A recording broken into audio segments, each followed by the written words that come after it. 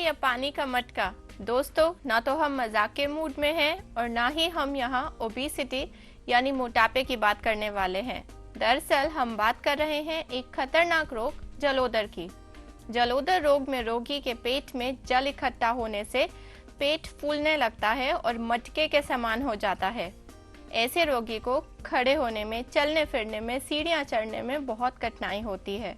अगर जलोदर की चिकित्सा में अधिक विलंब किया जाए और भोजन में लापरवाही बरती जाए तो प्राणघातक स्थिति बन जाती है। नमस्कार, मैं निधि आप सभी का स्वागत करती हूँ आरोग्य में। आइए जलोदर के बारे में और अधिक जानकारी लेते हैं अपने वैद्य दीपक कुमार जी से। वैद्य जी, कार्यक्रम में आपका बहुत बहुत स्वागत है। नमस्कार। तो चलिए दर्शकों, ज्यादा देर ना करते हुए सबसे पहले वैद्य जी से जानते हैं कि हम कैसे अपना पाएंगे जलोदर रोग रहित एक आदर्श जीवन।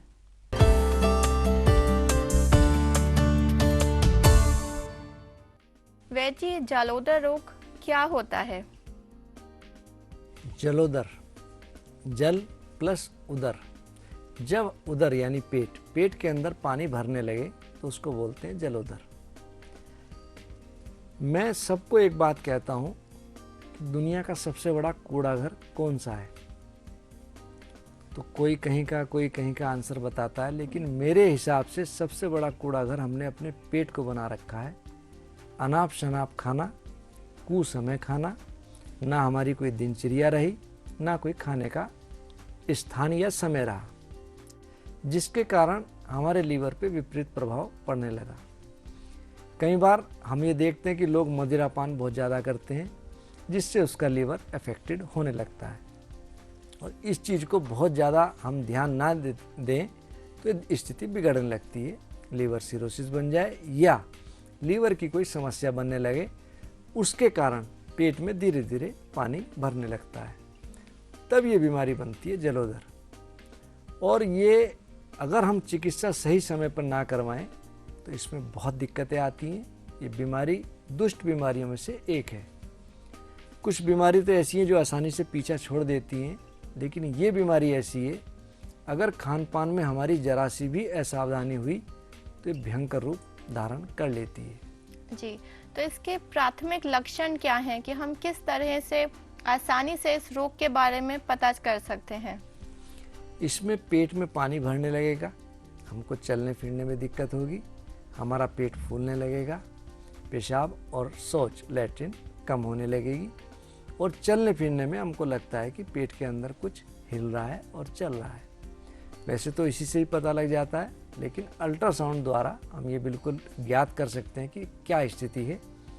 और लीवर का विशेष तौर पे हमें ध्यान रखना चाहिए, बीपी ना बढ़े इसका ध्यान रखें, और साथ ही साथ नमक, खटाई और तले पदार्थ, घी, चिकनाई बिल्कुल पूर्ण रूप से हम बंद करें।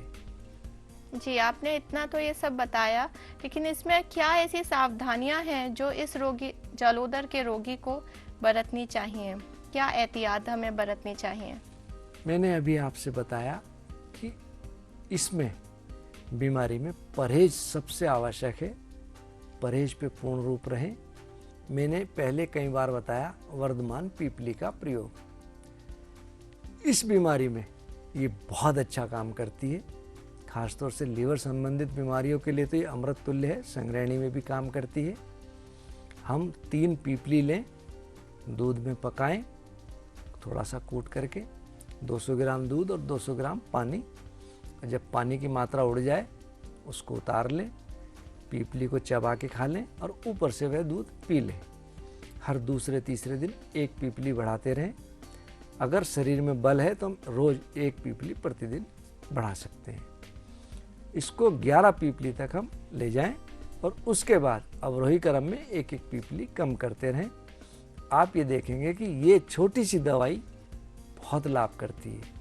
यदि जलोदर ज़्यादा विकट स्थिति में है तो दूध की जगह हम गोमूत्र का सेवन करें, बहुत अच्छा रहेगा। गोमूत्र से हमको बहुत लाभ है, और खाली गोमूत्र ही हम कल्प के रूप में प्रयोग करें। खाने पीने में ना लें कुछ भोजन।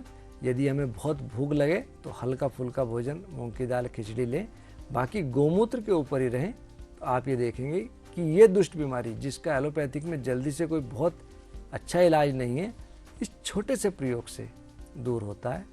इसी के लिए हमने एक दवाई बना रखी है, मेदनाशक गोधन वटी। कुटकी, चिरायता, गिलोय, काली जीरी, श्यात्रा और पुनर्नवा, भूमि आंवला, इन सबको हमने लिया 1-1 किलो। इसको पानी में पकाते हैं। जब सारा अंश पानी में आ जाए इसको छान लेते हैं और छानने के बाद इसमें लगभग 50 लीटर गोमूत्र डालते हैं। डालने के बाद उसको खूब पकाया।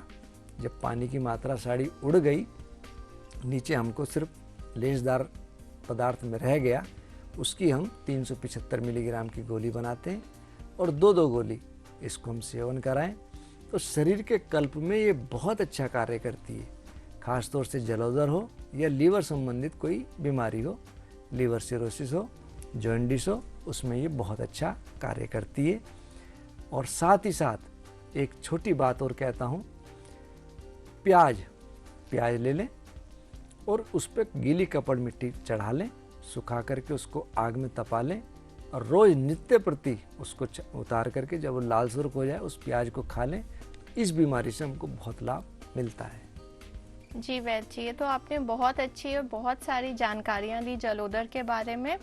एक कॉलर हमारे साथ जुड़ चुके हैं, तो आइए जानते हैं उनकी क्या समस्या है। हेलो।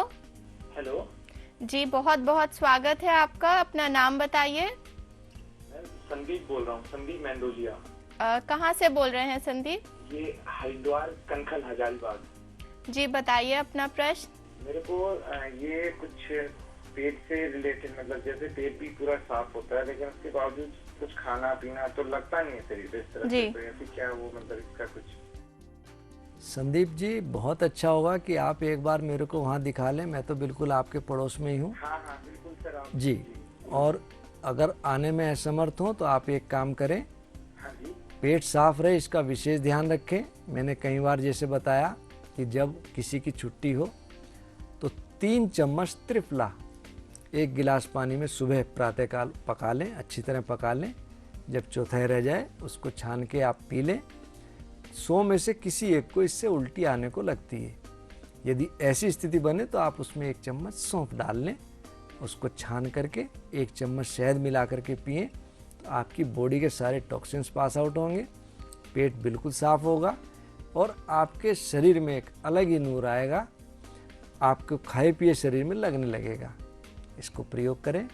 हरी सब्जियों का प्रयोग ज़्यादा करें। सीजन में फल बहुत अच्छे अच्छे आते हैं, आप सीजन का फल प्रयोग करें।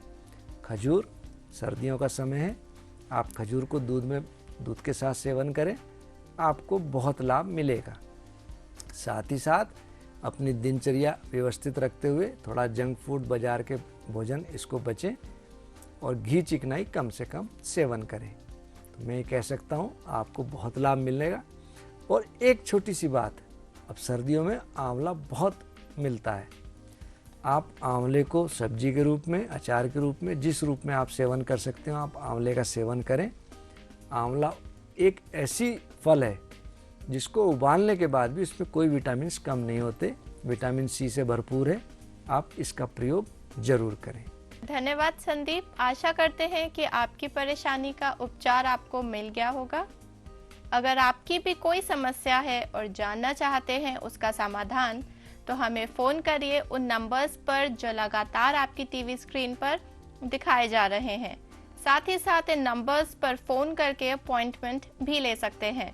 तो वैद्य जी, हम बात कर रहे थे जलोदर रोग की, तो मैं जानना चाहूँगी कि इस रोग के लिए क्या होंगे आदर्श उपचार।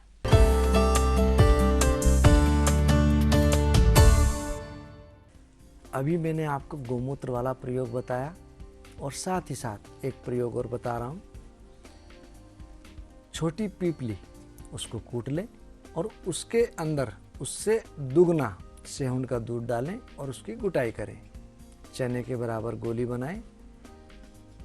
1 से 2 गोली शरीर और बल के अनुसार दिन में 2 से 3 बार।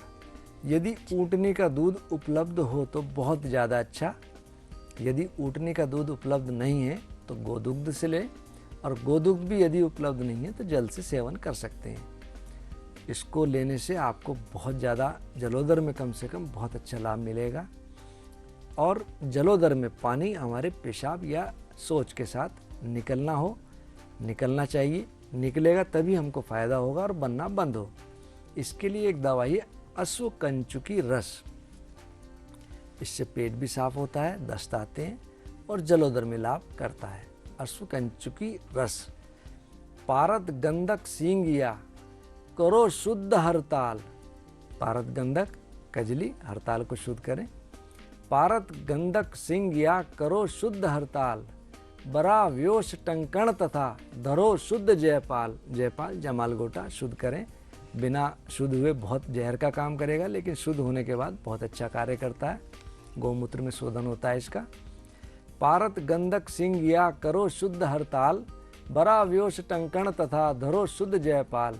रस गंधक कजली करो और सवनी पीस। भंगरा रस सब तुल्य करी पुटी दीजिए 21 बार पुट दें। घोट बलि विधि 100 वटी गुंजा तुल्य बनाए। गुंजा रत्ती जो आपने देखा होगा, लड़ाई की जड़ भी जिसको बहुत से लोग बोलते हैं, लाल लाल होती हैं। एक रत्ती की एक होती है 125 मिलीग्राम। 125 मिलीग्राम की गोली बनाए। 1 वटी 104 तक बल विचार के खाए। पांडु जलोदर सोत कफ मल विबंध हो जाए। अश्वकंचुकी सुम नहीं आम दोष हर कोई। आप इस अश्वकंचुकी रस मार्केट से भी मिल जाता है, इसका प्रयोग करें तो जलोदर में बहुत लाभ मिलता है। जी वैद्य जी, तो जलोदर के रोगी को चिकित्सक की राह कब पकड़नी चाहिए? वैसे तो मैं ये आपसे कहूँगा कि जलोदर अगर पता लगे कि पेट में जलोदर की स्थिति बन रही है तो वर्धमान पीपली का तो प्रयोग नियमित रूप से करें ही करें और अपने डॉक्टर या वैद्य से निश्चित रूप से मिलना चाहिए, क्योंकि हमें ये देखना चाहिए इसका क्या कारण है। दूसरा, कहीं लीवर में कोई दूसरी भयंकर स्थिति तो नहीं बन रही। और लीवर के लिए पुनर्नवाष्टक क्वाथ मार्केट से ले सकते हैं। पुनर्नवा इस बीमारी के लिए बहुत अच्छी दवाई है। और जलोदर में भी मैंने अपने निजी तजुर्बे से देखा कि जलोदर के अंदर भी ये क्वाथ बहुत अच्छा कार्य करता है। पुनर्नवाष्टक क्वाथ और बाकी अपने डॉक्टर या वैद्य की सलाह के साथ दवाई का सेवन करना चाहिए। लीवर में दिक्कत ना बने, यकृत में दिक्कत ना बने, इसका विशेष तौर पे ध्यान रखें। शराब यदि कोई पीता हो, अधिकतर ये बीमारी उन्हीं लोगों को होती है जो शराब का बहुत ज़्यादा सेवन करते हैं। शराब का सेवन ना करें। मिर्च मसाले घी चिकनाई ना ही ले तो अच्छा। धन्यवाद वैद्य जी, इतनी महत्वपूर्ण और इतनी अच्छी बातें आपने बताई। तो दर्शकों, एक आदर्श उपचार करे रोग पर कड़ा प्रहार।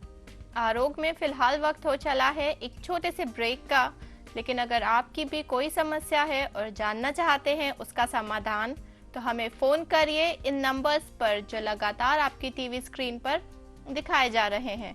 साथ ही साथ इन नंबर्स पर फ़ोन करके अपॉइंटमेंट भी ले सकते हैं।